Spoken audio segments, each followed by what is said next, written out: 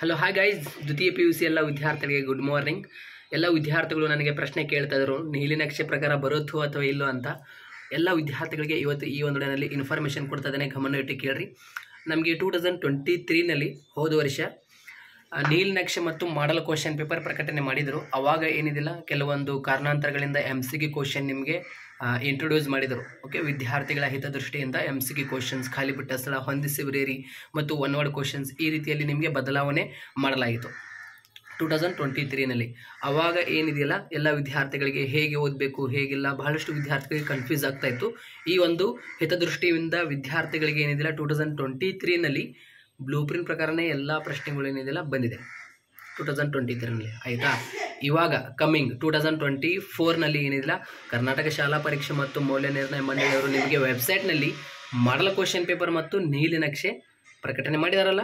ಇವಾಗ ಆ ಒಂದು ಮಾಡಲ್ ಕ್ವಶನ್ ಪೇಪರ್ಗೆ ಸೀಮಿತ ಆಗಿರುತ್ತೆ ಅಂತ ನನಗೆ ಸಾಕಷ್ಟು ವಿದ್ಯಾರ್ಥಿಗಳು ಕಮೆಂಟ್ ಮಾಡ್ತಾಯಿದ್ರು. ಇಲ್ಲ ಸರ್, ನಮ್ಮ ಕಾಲೇಜಿನಲ್ಲಿ ನಮ್ಮ ಸರ್ ಮತ್ತು ನಮ್ಮ ಟೀಚರ್ಸ್ ಹೇಳಿದ್ದಾರೆ, ಅಂದರೆ ಆ ಒಂದು ಮಾಡಲ್ ಕ್ವಶನ್ ಪೇಪರ್ಗೆ ಮಾತ್ರ ಆ ಒಂದು ನೀಲಿ ನಕ್ಷೆ ಆಗಿರುತ್ತೆ ಅಂತ. ಇಲ್ಲ, ನಿಮಗೆ ಕರ್ನಾಟಕ ಶಾಲಾ ಪರೀಕ್ಷೆ ಮತ್ತು ಮೌಲ್ಯ ನಿರ್ಣಯ ಮಂಡಳಿಯವರು ಏನು ಬ್ಲೂ ಪ್ರಿಂಟ್ ನಿಮಗೆ ಅಲ್ಲಿ ಪ್ರಕಟಣೆ ಮಾಡಿದಾರಲ್ಲ, ಅಲ್ಲಿ ಕೂಡ ನೋಟ್ನಲ್ಲಿ ಕೊಟ್ಟಿದ್ದಾರೆ ಅವರು. ಅಂದರೆ ಬ್ಲೂ ಪ್ರಿಂಟ್ ಏನಿದೆಯಲ್ಲ ಫಾಲೋ ಆಗೋದಿಲ್ಲ ಅಂತ ಅಲ್ಲಿ ನೋಟ್ ಕೊಟ್ಟಿದ್ದಾರೆ. ಬಟ್ ಇಲ್ಲಿ ನಾನು ಹೇಳ್ತಾ ಇದ್ದೀನಿ ಕೇಳ್ರಿ, ನಿಮಗೆ 2024ನಲ್ಲಿ ಏನಿದಿಲ್ಲ PCMB ವಿದ್ಯಾರ್ಥಿಗಳಿಗೆ ಕೆಲವೊಂದು ಟಾಪಿಕ್ಸ್ಗಳಲ್ಲಿ ಏನಿದಿಲ್ಲ ಪಾಯಿಂಟ್ಗಳಲ್ಲಿ ರೆಡ್ಯೂಸ್ ಮಾಡಿದ್ದಾರೆ.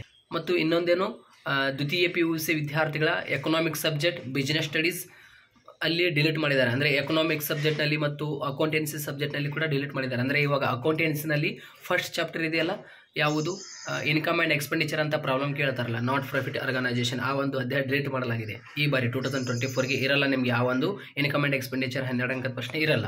ಮತ್ತು ಅದೇ ರೀತಿ ಬಿಸ್ನೆಸ್ ಸ್ಟಡೀಸ್ನಲ್ಲಿ ನಿಮಗೆ 10ನೇ ಅಧ್ಯಾಯ ಡಿಲೀಟ್ ಮಾಡಲಾಗಿದೆ, ಫೈನಾನ್ಷಿಯಲ್ ಮಾರ್ಕೆಟ್. ಸೊ ಎಲ್ಲ ವಿದ್ಯಾರ್ಥಿ ಗೊತ್ತಾಯ್ತಾ. ಮತ್ತು ಉತ್ತಮ ನಾಯಕನ ಗುಣಲಕ್ಷಣಗಳು ಅಂತ ಪ್ರಶ್ನೆ ಇತ್ತು. ಓಕೆ, ಕ್ವಾಲಿಟೀಸ್ ಗುಡ್ ಲೀಡರ್, ಅದು ಪ್ರಶ್ನೆ ಡಿಲೀಟ್ ಮಾಡಲಾಗಿದೆ. ಮತ್ತು ನಿಯಂತ್ರಿಸುವಿಕೆಯ ತಂತ್ರಗಳು, ಓಕೆ, ಟೆಕ್ನಿಕ್ಸ್ ಆಫ್ ಕಂಟ್ರೋಲಿಂಗ್, ಆ ಒಂದು ಪ್ರಶ್ನೆ ಕೂಡ ನಿಮಗೆ ಡಿಲೀಟ್ ಮಾಡಲಾಗಿದೆ. ಸೊ ಅದೇ ರೀತಿ ಉದಾರೀಕರಣ, ಜಾಗತೀಕರಣ, ಖಾಸಗೀಕರಣ ಅಂತ ಪ್ರಶ್ನೆ ಇರ್ತಿತ್ತು ವ್ಯವಹಾರ ಪರಿಸರದಲ್ಲಿ, ಅಂದರೆ ಬಿಸ್ನೆಸ್ ಎನ್ವೈರ್ಮೆಂಟ್ 3ನೇ ಅಧ್ಯಾಯದಲ್ಲಿ. ಅಲ್ಲಿ ಆ ಪ್ರಶ್ನೆ ಕೂಡ ಇವಾಗ ಇರಲ್ಲ.